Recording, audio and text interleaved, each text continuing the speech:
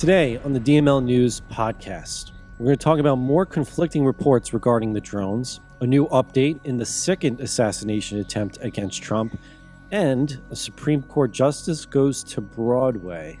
Well, we have this and a lot more today, and it's all unfiltered. Dennis Michael Lynch gives you his word, and he will never let you down. He will always fight for America. The only one who really puts his money where his mouth is Dennis Michael Lynch. Hey everybody, it's Denny here on the mic, alone today. DML is out with other things to attend to. Ryan, though, is here. He has his microphone around the production table, and he's got a camera on him too, so he'll be joining in on the show today. But today's show is definitely going to be pretty clip heavy, a lot of different things going on. But before we jump into that, just a reminder, because today is Wednesday the 18th, and tomorrow is the 19th, which means tomorrow is the last day for our buy one, get one special that we are currently running at dmlcbd.com for the gummies. We just got those restocked this past weekend. We get a lot of emails and contacts about when they were going to become available again. They are available. We've been taking a lot of orders in that we've already started shipping out earlier this week.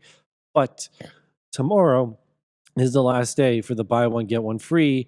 After that, it's over. We'll be going away for Christmas, and shipping will shut down by then. So you're going to want to jump on it today, and at the very, very least, at least by tomorrow, before the deal is done.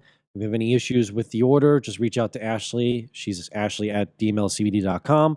But if you want to go in right now while you're hearing this and order, go to dmlcbd.com/BOGO and jump on the gummy special or any other items that we have in our inventory that you want to order before we shut down for the 2 weeks for Christmas.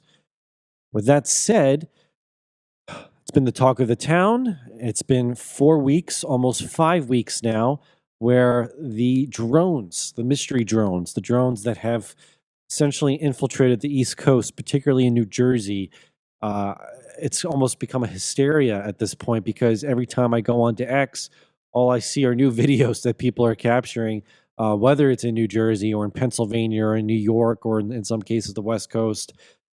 Some of it seems legitimate. Some of it seems like it's accounts trying to pull a fast one. But I think the fact that we constantly have now local media as well as Trump and people like Elon Musk and others talking about it, trying to get some questions, it's starting to kind of turn into a narrative of, it seems like we really do have our government, or it seems like our government really does know what's going on. And even people not inside the government are catching on to that fact. But why can't we just simply state it? Why do we continue to get conflicting answers as to where these drones are originating from and who's behind it? For example, here is a congressman who quite literally states to us that he is in the belief that these drones are directly from the People's Republic of China. We have a 2-minute clip here of explaining as to why he believes that it's a foreign entity. On the drone segments, I did ask you, do you have any idea what line of questioning you all are going with? The public and lawmakers, obviously, we all have a lot of questions about what those are. Yeah, we want answers. The response that I'm getting is that we don't know whose drones these are. I was with the NASA administrator, Bill Nelson. He said that these drones have been reported over military sites, military bases. I would not think those are friendly. I would think those are adversarial. In fact, NASA seems to be picking up more than our military is with respect to the drones.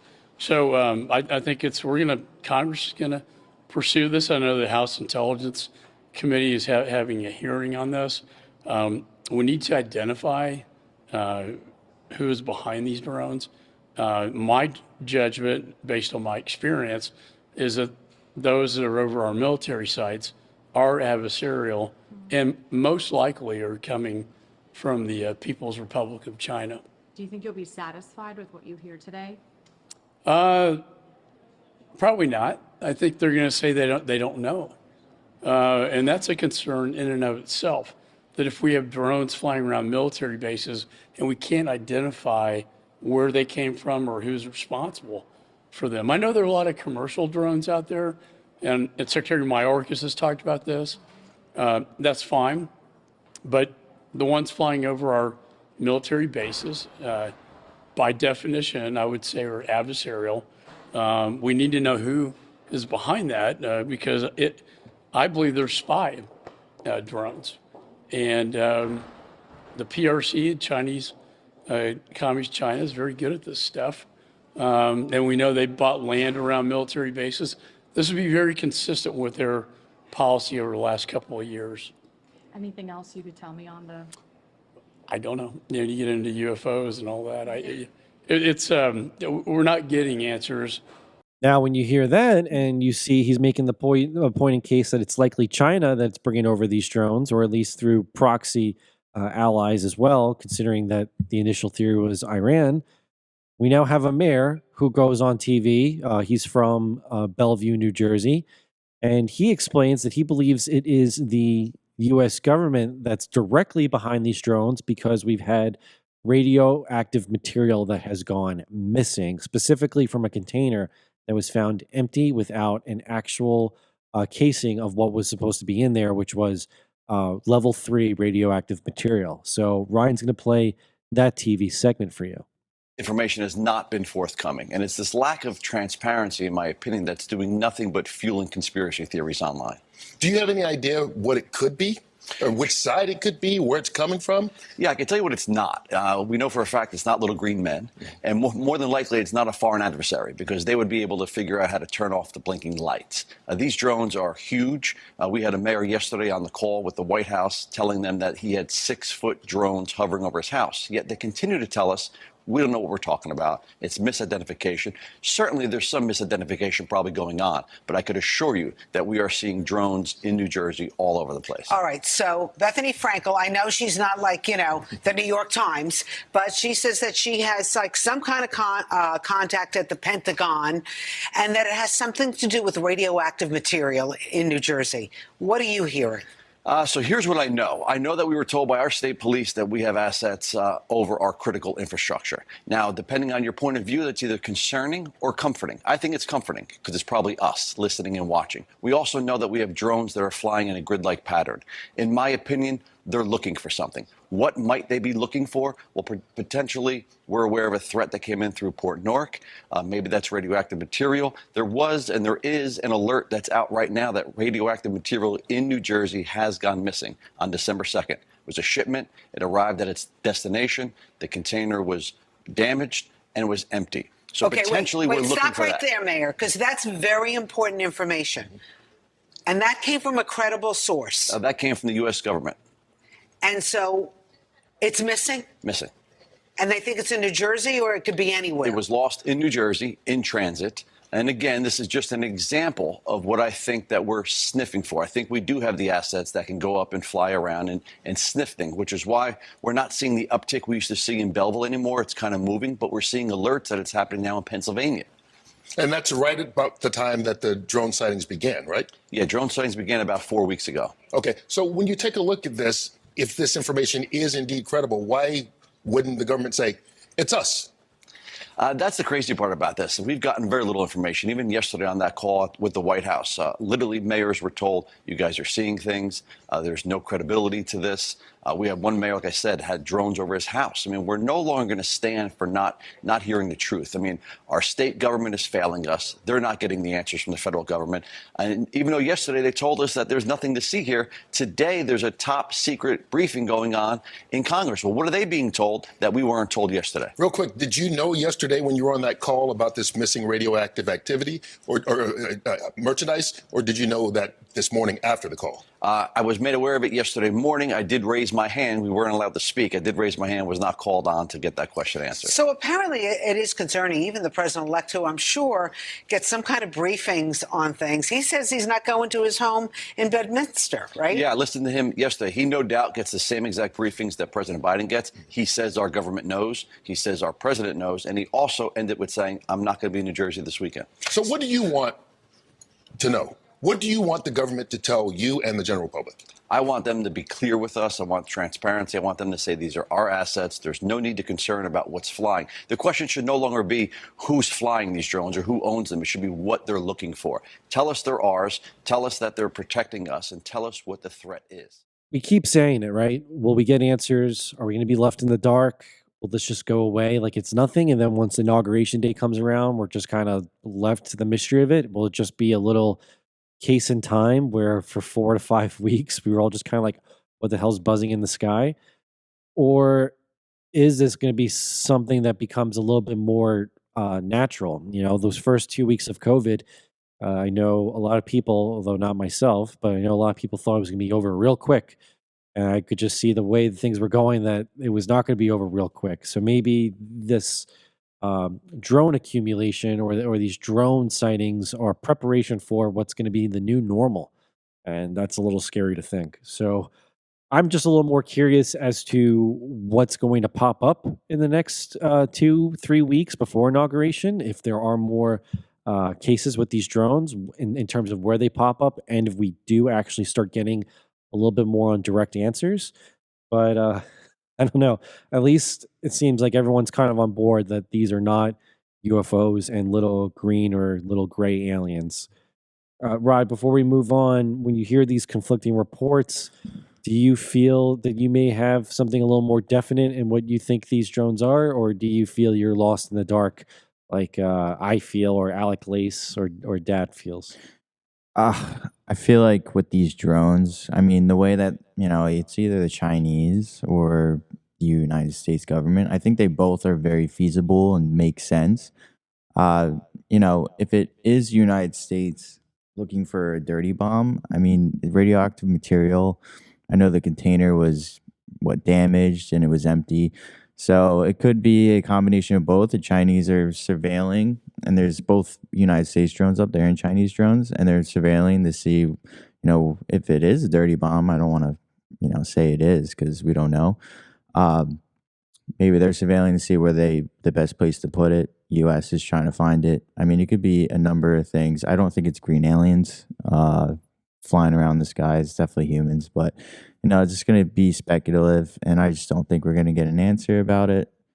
I don't even know if we're going to get an answer with the new administration. I think it's just going to be kind of forgotten about, because I mean, these drones have been flying around forever, and it's hard to decipher who's who's just a civilian using a drone versus Chinese or government. So as long as they're not doing anything terrible, it's like okay. But yeah. Well, what's interesting about the radioactive material that went missing, from what I was reading, it's at a level 3, which is based on a scale from 1 to 5. Level 1 is super radioactive, like you would be almost instantly dead with exposure, whereas level 5 would be more comparable to getting an X-ray. So level 3, based on what I had read, it seems like the exposure for a prolonging from days to a few weeks could really kill you or make you sick, or close to as awfully sick as possible. And I believe it was a medical device of some kind. But when almost reminded me of that scene from Batman Begins, where like the container ship shows up and the big weaponry package is just missing. So this isn't really that, because it wasn't a weapon that just went missing. But imagine you're at the port of Newark, New Jersey, and the container that was containing radioactive material is completely unaccounted for and clearly broken into.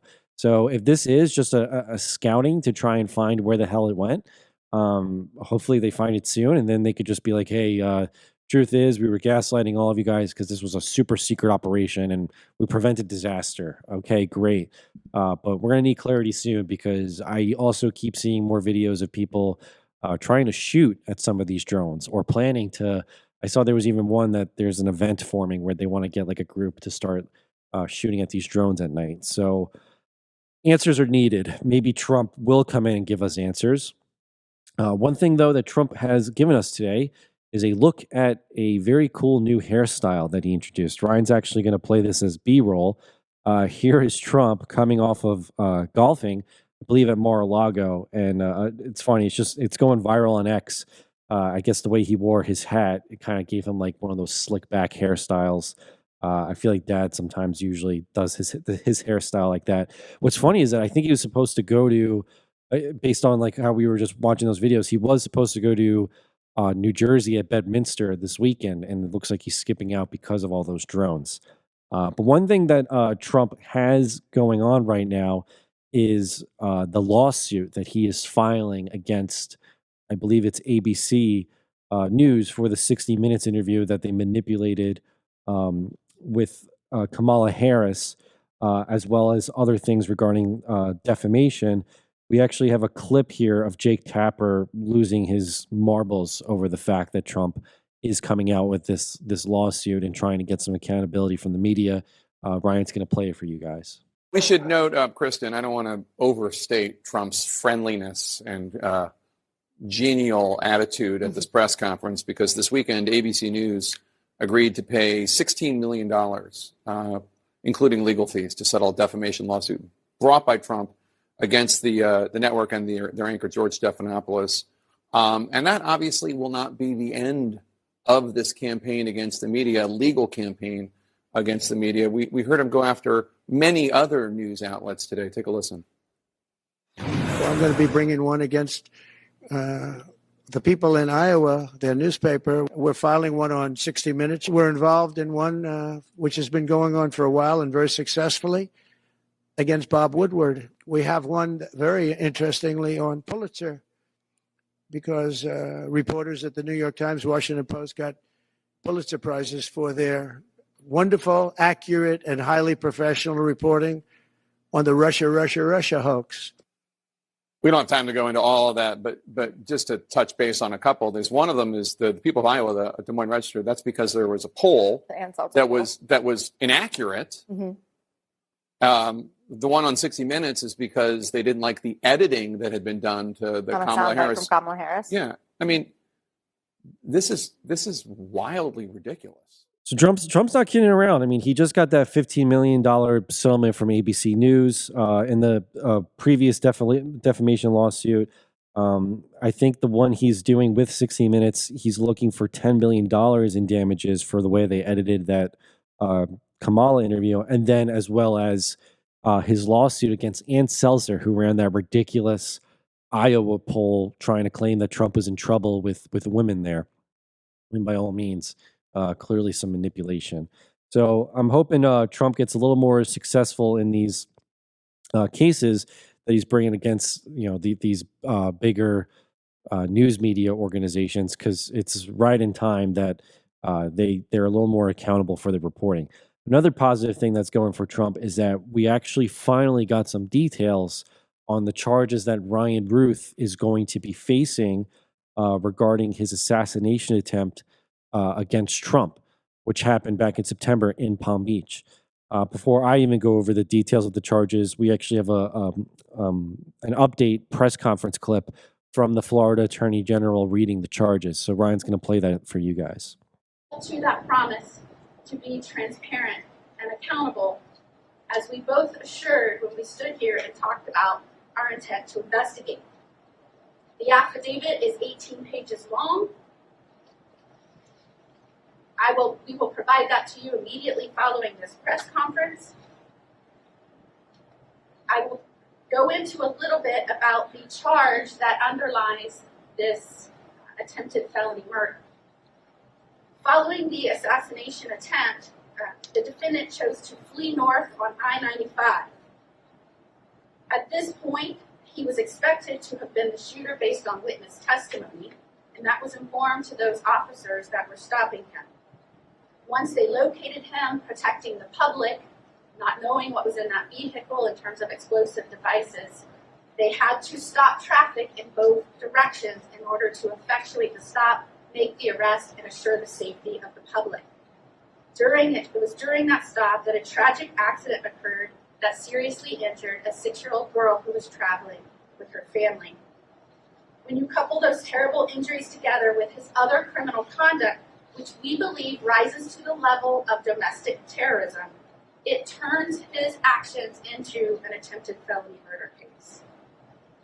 I am grateful to the law enforcement officers who worked this case.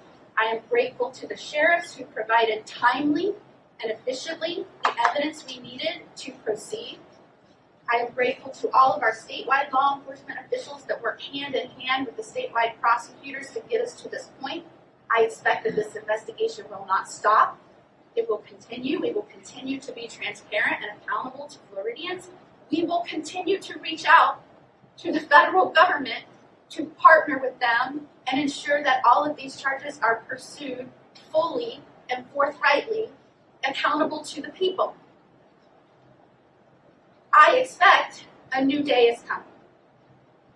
I expect that next month we will see new leadership in agencies that will rightly reach out as intended and as is done historically and commonly to law enforcement agencies within our state and partner in good faith as we pursue our.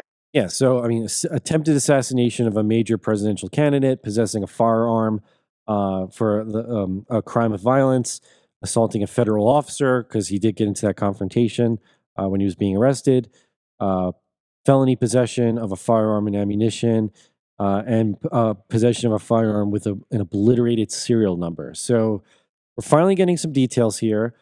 He was supposed to start trial this coming February, but it looks like his lawyers managed to get it to be delayed until next December. So literally a year from now until Ruth is brought on the trial. But I'm glad we're at least getting some updates here. Rye, what's your take on finally getting some answers on Ryan Ruth, and then also this lawsuit that Trump's got going on ABC and the news media? Yeah, with the media part, I mean, good. Trump should go after all of them for what they've done to him. Is calling him Hitler. I would say it's the biggest form of defamation I've seen on anyone and slander on anyone. So the only thing that's going to get these media outlets to really change their tune is, unfortunately, the money. I bet you Time Magazine did what they did with making him Person of the Year. Although he deserved it 100%, they did as a peace offering of "Don't come after us," because they have done plenty of hit pieces on Trump.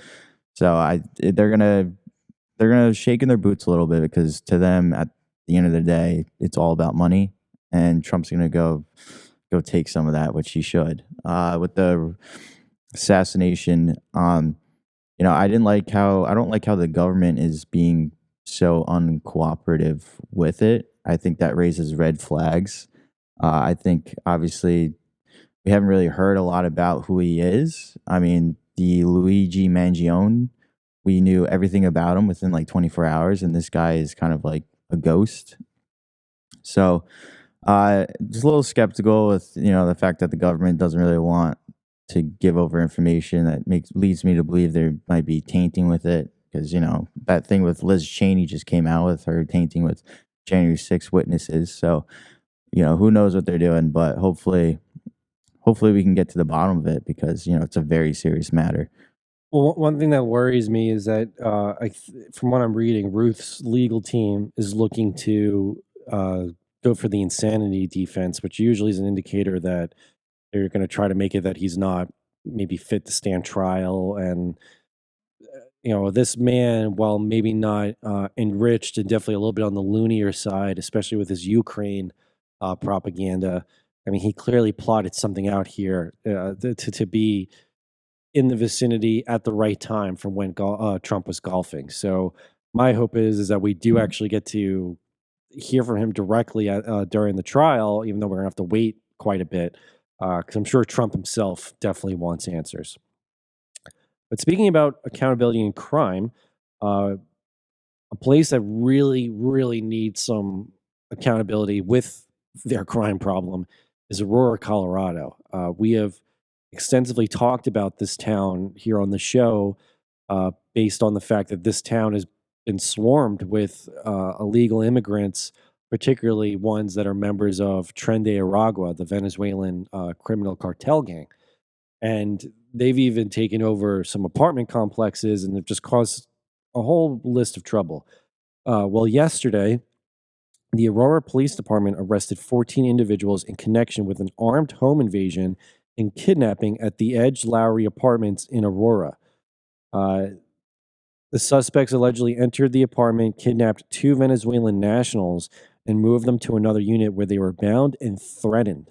One of the victims was stabbed but sustained non-life threatening injuries.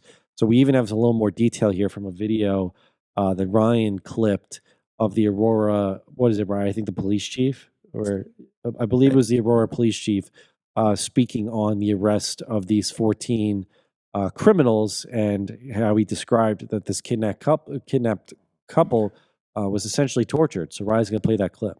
It was a male and a female. They were accosted by approximately 13 to 15 armed individuals. They were pistol whipped, they were beat, they were mistreated. One of the male was actually stabbed, he had a stab wound.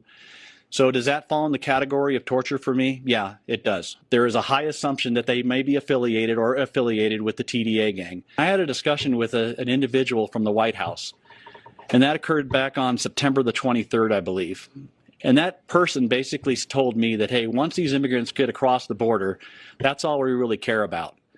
And to me, that's a problem. Wow, those are powerful words. That was the police chief in Aurora, Colorado, detailing a nightmare inside the walls of an apartment complex known to be home to members of that notorious Venezuelan gang, Tren de Aragua. More than a dozen suspects breaking into an apartment where they tied up, pistol whipped, and even stabbed 2 innocent victims. I can barely believe it as we say it. You're right. I gotta say, I'm hoping when Trump comes in, if there are like particular towns other than the major cities like New York and San Francisco, but if there were some like places in the country that really need a freaking Band-Aid and some fixing up, I think Aurora, Colorado at this point is in like the top 5 list. Springfield, Ohio is up there too. But I mean, Aurora just sounds like it's like a little mini cartel war zone. Because when you read a report like that, right, they kidnapped a Venezuelan national couple. It's probably some extortion scheme or trafficking scheme regarding border crossing. Yeah, I mean, we don't have all the details, but I bet you it was a scenario where they paid the cartel to get to the United States, or promised to pay them and haven't paid them yet. And the fact that the description of being pistol whipped and kind of tortured is more of like a scare factor of like, if you don't pay me my money, something worse is going to happen. So I could see it being a situation like that. But the scariest part is the end of that video where he said that the White House just, once they come to the border, they don't care after that. And I just think that re-solidifies the fact that, the Biden administration is totally compromised. And I feel like they're looking to just make this country not be what it is. They're trying to take it down within. And, that translates into the drones. Like if it is an adversary like China, and Biden's administration's compromised, I mean, they're obviously going to be quiet about it. Just like the balloon, they didn't shoot it down. They're probably happy the balloon's flying over at this point. So I guess that's what you would call saying the quiet part out loud, where he says they just care about them coming over. And then once they're over, they don't really care what they do, as long as maybe they become a vote that counts, a vote that only counts for their benefit. I think it's very scary that is kind of the response he receives from the leaders of our federal government, who are supposed to be elected to ensure our safety and protection and sovereignty. And here they are just continuously, even after losing the election, floodgates just remaining open. So I'm hoping Aurora catches some real help from the Trump administration. Another place that really could use some help, without question, is Chicago. I mean, if you want a real prime example, it's kind of a crazy funny clip. I don't even have the context to it. Ryan had found it on X, but it's probably good to play considering a lot of people are about to be traveling for the holidays and for Christmas.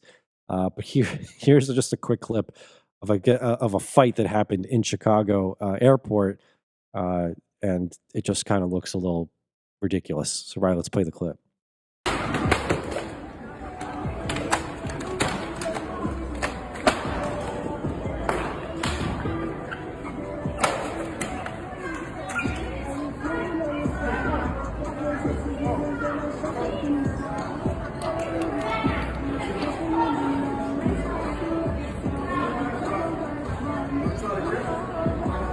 Geez, Ryan, what's going on in Chicago? I mean, it's you just see them holding the wet floor sign, trying to like whack each other, and then you see the guy at the end trying to grab like the metal pole to the standing line rope. Uh, what the Yeah, hell is Brandon Johnson doing? I don't think he's doing anything. I wish I saw like how that fight happened. Like, how do you go from like fists to then using, wet floor signs to, try and hit each other? I mean, I've never been hit by a wet floor sign, but I don't. Probably hurts. It probably hurts, but it was just such a funny. I think it's a great image of what Chicago is. Well, honestly, yeah. Well, like I asked, where the heck is Brandon Johnson? Because I know his residents must be completely fed up. In fact, there is one that is super fed up because besides the fact that I find Brandon Johnson to be one of the more inept mayors of America, and yesterday we talked about it with Alec Lace. You got Mayor Adams, who I'm not a fan of, but he's all on board for, mass deportations and helping Trump accomplish what he is seeking out to do. Then you got Johnson, who's trying to grandstand and paint, Trump as Hitler like the media does. And it's just, it's a tired trope that is not working, especially for the residents of these cities. Here is a 3-minute clip. It's long, but it's worth your listen and to watch, of a black resident of Chicago basically telling Johnson to his face that, 1, Trump is elected and he's the new boss in town and the country. 2, that he better get in line with Tom Homan coming through and getting the migrants out because Johnson and his city council have prioritized them over their residents. And 3, just that, Democrats don't know how to work well with money. I mean, Brandon Johnson is bankrupting that city. He doesn't know how to manage a budget. And the resident says it loud and clear. In fact, he kind of, we'll bring it in after the clip, but here's a 3-minute clip of this resident just ripping into Brandon Johnson. Good afternoon, ladies and gentlemen. Good afternoon. You spent over $574 million on illegal immigrants here in Chicago, Illinois since 2022. Now, you still feel like you have to harbor these illegals, which is not a good idea. And in my personal opinion, I don't think it's a good idea to challenge Tom Homan on this because he's trying to clean up our cities, Mr. Brandon Johnson. Now, let me just remind everybody here that Brandon Johnson is terrible with the budget. How is this $40 million credit line is going to work exactly? Because the key word is credit. So how much will we be using from this $40 million? And the real question is, how much will we be paying back? Now, you want to sit here, you and J.B. Pritzker want to puff out your chest and fight Tom Homan. We need Tom Homan here in Chicago. We need Donald Trump. And I don't want to see people like Pam Bundy and Kash Patel, haul you up out of here and become prosecuted. I don't want to see that happen. But they will do their job if they have to, Brandon Johnson. Now, we are $1 billion in debt. That's absolutely insane. Kamala Harris, she spent $1 billion on her campaign less than a year, and she's $20 million in debt. So it's looking like Democrats are bad with money. Now, you ignored me for 10 to 15 seconds last time I was speaking, and I really did not appreciate that at all. But I got a Christmas present for you. Let's remind the people of Chicago that Brandon Johnson spent $32,000 in campaign funds on haircuts and makeup. So I got an early Christmas present for you, Brandon Johnson. This is some makeup for you right here. You got some rouge, you got the makeup brush right there, so you can save this people some money, for crying out loud. Now, let me tell you people, I'm going to be serious here. We need to start voting different in these cities like New York and Chicago. Stop voting these people in. It's not Democrat versus Republican anymore. It is populist versus establishment. It is the populist versus the establishment. Stop letting them trick you into the race baiting when it comes to Brandon Johnson. Oh, black people need help too. Trump want to hurt black people. What are you talking about? We're legal here. We are legal. Now, I'm trying to be nice about this. And Mr. Brandon Johnson, I do respect you in a little bit of way because you're trying the best that you can. I really want to believe that. But listen, man, you got a 14% approval rating. So the people is looking like they're telling you that you're fired, man. So I'm just humbly asking you, Brandon Johnson, to please come up with something that's reasonable by the end of this year, because I don't want to see a government shutdown, Mr. Brandon Johnson. Please do your job. I don't care if you're black. Chicago needs to get rid of DEI. I don't care if you're black. Can you do the job? Can you do the job, Mr. Brandon Johnson? And it's looking like you can't do the job. So please don't fail us. Thank you very much for your comments. Right, there's a lot to unpack there, but I think one of the best moments has to be when the guy said that Brandon Johnson apparently spends $35,000 a year for haircuts and makeup, which when you look at Brandon Johnson, I mean, he's got very short hair and he's a man. I don't know how you would need even a fraction of that money to maintain yourself for public appearances. But when he brings out the little circular, like, what is it? I don't know what the makeup terms are, but like the rouge packet. He's Oh like, yeah, that was That hilarious. was hilarious. He But did it. He did a good balance of making the plea to Johnson to fix the city, but also ripping into Johnson, being like, "You're an idiot right now. Like, enough. We're tired of it." But I was gonna say that that dude is he's very in tuned. Yes. He knows his stuff, and we need more people in Chicago to be more in tune like he is. Feels like he almost took a red pill, you know. And I wonder how much maybe X and et cetera, like the information that is now getting out to people is really starting to, make people wake up. It needs to be. I mean, Johnson's solution is just tax, tax, tax. I mean, that was the whole reason he's been just freaking getting shredded these last few weeks. It's a city that's crumbling under the weight of caring for all these illegal immigrants and migrants, and yet you got residents who can't afford groceries right now, and they're learning they're probably gonna have to pay more in taxes come next year. And the shame is, I think Chicago could be a great city under the Yeah. right leadership. I mean, Chicago has a lot of potential. It used to be a crown jewel, and they just allowed, the leadership to crumble. And what that guy said at the end of that video is, stop voting these people in. Like, he's like, I don't care if you're black anymore. Like, stop voting these people in. They're bad with money. They're destroying this city. And, that's what the left wants. They want us to see people as white and black. No, it's really, how competent are you? Populist versus establishment. I mean, that really is the nature of the game at this point. It's those that are in power and using it incorrectly, wrongly, whether it's a politician or a greedy CEO, and then those that want to actually make the country better and correct in the right, traditional way, and do it so with common sense. And somehow, the people who keep getting elected don't have common sense or are choosing to purposely ignore it. But I just thought that was such a powerful clip, having him go up and just rip into the mayor. I mean, sounds like that guy should be more of a city council leader than Johnson. Two clips here to end the show. The first one, just to give it a blatant introduction. Ketanji Brown Jackson, the latest appointment to the Supreme Court. So Justice Brown Jackson, to give the appropriate titling, chose to give a one-night performance on Broadway. Ryan has a cut clip showcasing her performance. Ryan, let's play the clip and we'll come back to it. Female empowerment.